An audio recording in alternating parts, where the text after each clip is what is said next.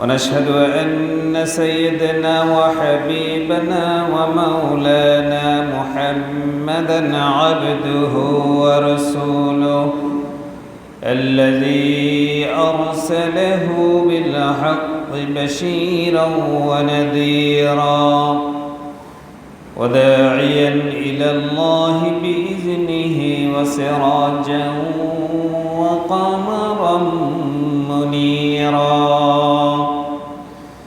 فقد قال الله تعالى في كلامه المجيد وفرقانه الحميد: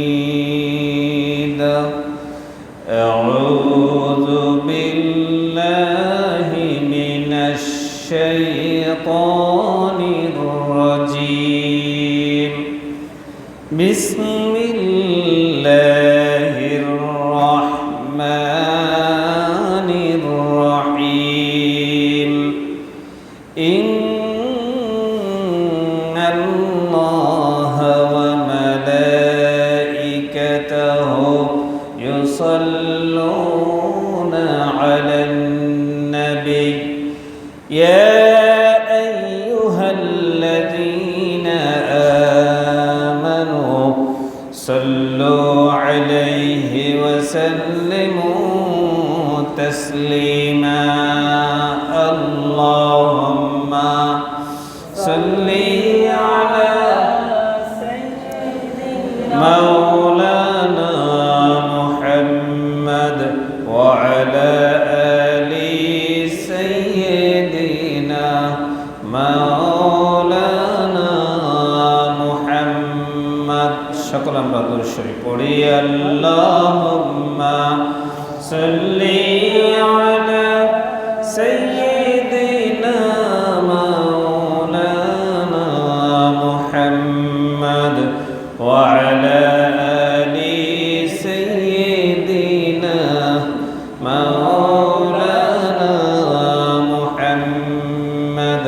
বালাগাল উলা বিকামালিহি كشف الدجى بجماله حسنت جميع خصاله.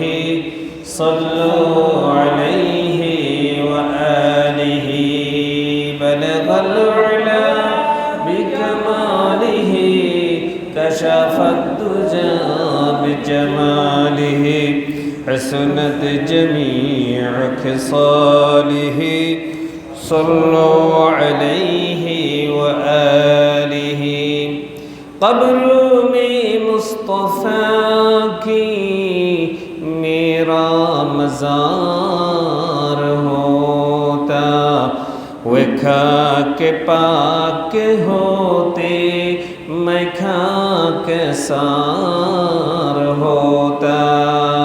बलगल उला बिकमालिही كشف الدجى بجماله حسنت جميع خصاله. صلوا عليه وآله. لا إله إلا الله لا إله إلا الله لا إله إلا الله لا إله إلا الله لا إله إلا الله محمد رسول الله صلى الله عليه وسلم. বাংলাদেশের বাজারে 34টা টুথপেস্টের মধ্যে 26টার মধ্যে হচ্ছে ভেজাল। যে ব্রাশ করে যে টুথপেস্ট 34টা চলতেছে, তার মধ্যে 26টার মধ্যে হচ্ছে মাইক্রোপ্লাস্টিক কোনা পাওয়া গেছে। টুথপেস্ট আমরা কত ভয়ঙ্কর, আমাদের দাঁতগুলো আমরা নিজেরাই নষ্ট করে দিচ্ছি বাজারের টুথপেস্ট দিয়া। মাত্র 8টার মধ্যে কোনো প্লাস্টিক পায় নাই, মাইক্রোপ্লাস্টিক। এবং এর পর দেখলাম যে বাজারে যে চিনি আছে সব চিনির মধ্যে হচ্ছে মাইক্রোপ্লাস্টিকের কোনা। এরপরে শুধু তাই নয়, যে দুধ আমরা খাচ্ছি টু কন্টিনিউ প্রতিদিন চা বিভিন্ন কাজে, সেই দুধের মধ্যেও মাইক্রোপ্লাস্টিকের কণা পাওয়া যাচ্ছে, চিনির মধ্যে পাওয়া যাচ্ছে, ছোট ছোট বাচ্চাদেরকে ল্যাকটোজেন 1, 2, 3 থেকে 6 পর্যন্ত যারা খাওয়ায়, সেই দুধের মধ্যে মাইক্রোপ্লাস্টিক, একটা প্লাস্টিকের ছোট ছোট কণা, এগুলো আমরা খাচ্ছি, খাওয়াচ্ছি সন্তানদেরকে, নিজেরাও খাচ্ছি। তাইলে শরীর কি ভালো থাকবে? শরীর ভালো থাকবে না। আপনারা যারা মুরব্বী আছেন, কম টাকায় বা 1 ফা, আধা কেজি 100 টাকা তেল দিয়ে 7টা মাস চলে গিয়েছে, যায় নাই? খাবার খুব মজা হয়েছে। এখন কি আমরা 1 ফা তেল দিয়ে কি মাছ যাবে? 1 কেজি দিয়ে যায়? আমার তো মনে হয় না। সোয়াবিন তেল কেজির পর কেজি কিনা লাগে। এই সোয়াবিন তেলের মধ্যেও প্লাস্টিকের কণা আছে, বলে নাউজুবিল্লাহ। এই যেগুলো আমরা খাচ্ছি, আর যারা এই প্লাস্টিকের কণা দিয়ে বাজারজাত করছেন, আল্লাহর আদালতে তাদের বিচার হবে কি হবে না? হবে। আমি আর আপনি হয়তো এটা জানি না, আমরা তো খাচ্ছি খাওয়ার জন্য, কিন্তু ল্যাবরেটরি টেস্ট করলে না বোঝা যায় কি অবস্থা। টুথপেস্টের মধ্যে সমস্যা, সয়াবিন তেলের সমস্যা, চিনিতে সমস্যা, দুধে সমস্যা, আপনি খাবেন কি? তাহলে টুথপেস্টের বিষয়টা আমি একটু ক্লিয়ার করি। টুথপেস্টের বিপরীতে আমাদেরকে মেসওয়াক করবেন, তাহলে বাজার আর টুথপেস্টের প্রতি আমাদের আকৃষ্ট হওয়ার কোনো দরকার নাই। পয়সাও কম, খরচও কম, ব্যবহারে বহনে সহজ, যেখানে যাবেন পকেটে রাখতে পারেন। মেসওয়াক প্রতি ওয়াক্ত নামাজের আগে দিয়ে মেসওয়াক করে উজু করলে এক্সট্রা সওয়াব আল্লাহ যোগ করে দেন। সুবহানাল্লাহ বলেন। এই জন্য খাদ্যদ্রব্য 40 দিন পর্যন্ত এইভাবে যদি কেউ গুদামজাত করে রাখে, তাহলে গুনায় কবিরা করলো। পাওনা টাকা পরিশোধে সামর্থ্য টাকা সত্ত্বেও গড়িমসি করা একটা বড় রোগ। পাওনা টাকা পরিশোধ করা সামর্থ্য আছে কিন্তু দেয় না, এরকম অনেকের টাকা পয়সা লেনদেন, সামাজিক লেনদেন আমাদের থাকে। হাওলাত তো উঠে গেছে শুধু এই কারণ, আজকাল মানুষকে টাকা হাওলাত দেয় না। কেন দেয় না? টাইম মতো টাকা দেয় না। এখন যদি কেউ কাউকে টাকা হাওলাত দেয়, তাহলে তার পিছনে পিছনে ঘুরতে ঘুরতে এবং সে সম্পর্ক পর্যন্ত নষ্ট হয়ে যায়, আছে না? পাওনা পরিশোধে সামর্থ্য থাকা সত্ত্বেও যদি কেউ গড়িমসি করে, তাহলে বড় পাপের এক পাপ। কারো কাছে যদি কেউ টাকা পয়সা পান, লিগেল ওয়ে দিয়ে দেবেন। আল্লাহর কাছে চাইবেন যে আল্লাহ, ঋণের টাকা নিয়ে আমি যেন না বিনা প্রয়োজনে ভিক্ষা করা, বিনা প্রয়োজনে ভিক্ষা করা। মানুষ বলে অভাবে স্বভাব নষ্ট, বলে না? অভাবে স্বভাব নষ্ট হয় না, স্বভাবের কারণে অভাব হয়। স্বভাব খারাপ হলে কি আসে? অভাব আসে। অভাবে স্বভাব নষ্ট না। অনেক অভাবই আছে হাত পাতায় না, কিন্তু অনেক ভালো মানুষ আছে হাত পাতা ভিক্ষা করে। এটা হচ্ছে তার স্বভাব, স্বভাবের কারণে অভাব হয়। ভিক্ষা করা হচ্ছে আল্লাহর কাছে নিকৃষ্ট একটা হালাল, এটা জায়েজ, তবে এটা একেবারে নিকৃষ্ট অপছন্দনীয় দুইটা জিনিস। একটা হচ্ছে ভিক্ষা, আর একটা কি? তালাক দেওয়া। একটা হচ্ছে তালাক, আর একটা হচ্ছে ভিক্ষা। এই ভিক্ষা করা এটা গুনাহে কবিরা, বিনা প্রয়োজনে। এখন লা ইলাহা ইল্লাল্লাহ দিয়ে ভিক্ষা করে, কি বল? ভিক্ষুকদের প্রধান কাজ হচ্ছে লা ইলাহা ইল্লাল্লাহ দেন গো, আল্লাহ বস্তা জায়গায় দেন। তুমি লা ইলাহা ইল্লাল্লাহকে ভিক্ষার জুলি বানানো হয়েছে, বলে নাউজুবিল্লাহ।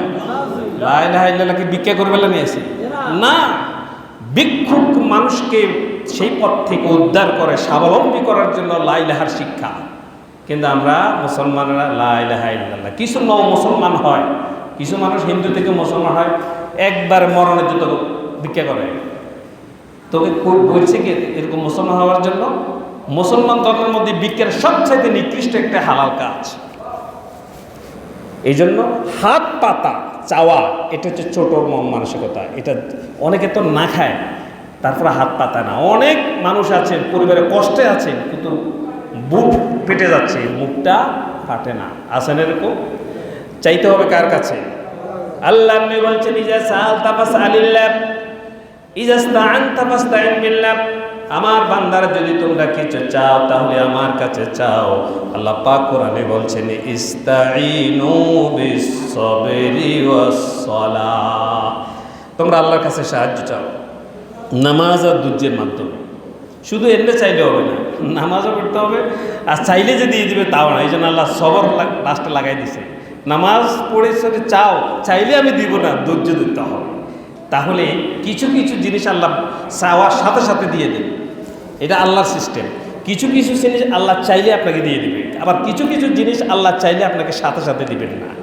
আল্লাহ যখন আপনার জন্য এটা কল্যাণ হবে, ওই মুহূর্তে দিবেন। এই মুহূর্তে দিলে আপনার বিপদ হবে, এটা আপনি হজম করতে পারবেন না, এই জন্য আল্লাহ তো দেয় না। আবার কিছু কিছু জিনিস 3 ক্যাটাগরিতে আল্লাহ দেন। প্রথম ক্যাটাগরি আল্লাহ সাথে সাথে দেন, এটা আপনি পারবেন, প্রয়োজন দিয়ে দিচ্ছেন, চাইতে দিয়ে দেন, আপনি খুশি হয়ে যান, আল্লাহ আল্লাহ আমার দোয়া কবুল করছেন। আবার কিছু কিছু জিনিস আল্লাহ তাৎক্ষণিক দেন না, এত 1 বছর 2 বছর 100 বছর পরও দিতে পারেন, তখন আপনার দরকার। কিন্তু আপনি চাইছেন অনেক আগে, আল্লাহ আপনাকে দেয় নাই, কারণ এটি এই মুহূর্তে এটা আপনার জন্য অমঙ্গল হবে বিদায়। আমার জীবনের মঙ্গল ভালো মন্দ জানেন কে? আল্লাহ। দিবেন কে?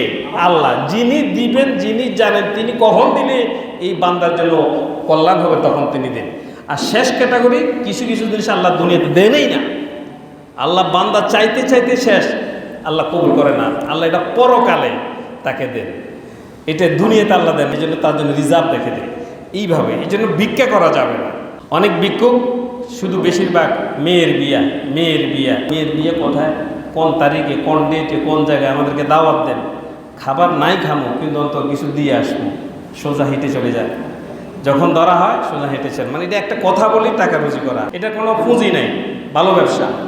আপনি 100 জন মানুষকে টার্গেট করবেন, 100 জনের কাছে যাবেন, অন্তত 50 জন দিবে না।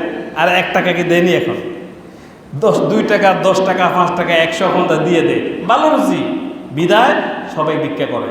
কিন্তু এটা হচ্ছে সবচেয়ে নিকৃষ্ট একটা কাজ, ইচ্ছে করে ভিক্ষা করা। আল্লাহ আমাদেরকে হেফাজত। যারা নিয়মিত গুনাহ করে, যারা পাপ করে, যারা অন্যায়ের সাথে লিপ্ত থাকে, তাদের চেহারার যে সৌন্দর্য, এটা উঠিয়ে নেন কে? চেহারার সৌন্দর্য পাউডার দিয়ে হয় না, চেহারার সৌন্দর্য সাবান দিয়ে হয় না, তাহলে কি দিয়ে হয়? চেহারার সৌন্দর্য হয় অজুর পানি দিয়ে। সুবহানাল্লাহ বলেন। অন্তরের পবিত্র, কলবের পবিত্রতা দিয়ে, অজুর পানি দিয়ে চেহারার সৌন্দর্য আসে। অনেক কালো মানুষকেও অনেক সুন্দর দেখায়, আকর্ষণ দেখায়, অনেক সুন্দর মানুষকে বিশ্রী দেখায়, আছে না এরকম? পাপ যে করবে তার চেহারার মধ্যে কোনোদিন আকর্ষণ ফুটে উঠবে না।